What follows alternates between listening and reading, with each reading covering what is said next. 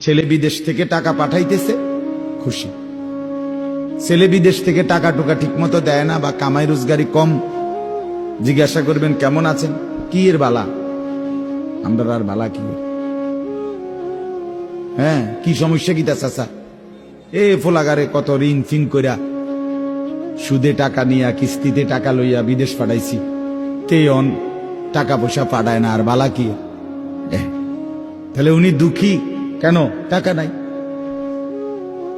আবার টাকা পাঠাইতেছে, মাশাআল্লাহ পান খাওয়ার স্টাইলই আলাদা, চা খানার ঢঙে আলাদা, কথাবার্তার স্টাইলই ভিন্ন।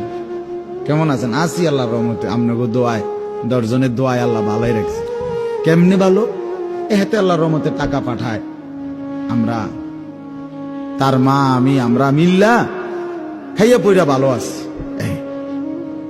তাহলে ভালো থাকে দুনিয়া ভালো থাকে, ভালো নাই দুনিয়া ভালো না থাকে, তো আখিরাত কবর মৃত্যু পরবর্তী জিন্দিগি, সের জন্য কি ব্যাপার, তার জন্য কোনো আলোচনা লাগবে না,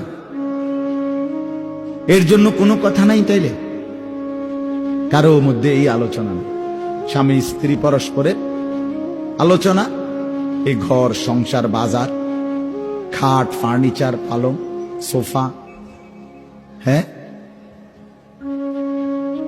আসবাবপত্র গহনা অলংকার, এই নিয়েই প্যারেশান, এই নিয়ে জিন্দিগি এর মধ্যেই আবদ্ধ। তো আখিরাত তাহলে কার জন্য, পরকাল কার জন্য? আমরা মুসলমান, আমরাই যদি পরকাল না চিনি না বুঝি, আমাদের উচ্চারণে আমাদের অনুভূতিতে আমাদের আচরণে আমাদের কথাবার্তা উঠা বসার মধ্যেই যদি পরকালের কোনো নমুনা দেখা না যায়, তো হিন্দু বৌদ্ধদের মধ্যেই দেখা যাবে। কথা উত্তর দেন। কবর হাসর আখিরাতের চিহ্ন ভেসে ওঠার কথা চালচলনে মুসলমানদের মধ্যে না কাফেরদের মধ্যে? মুসলমানদের মধ্যে। কথা তো ছিল এই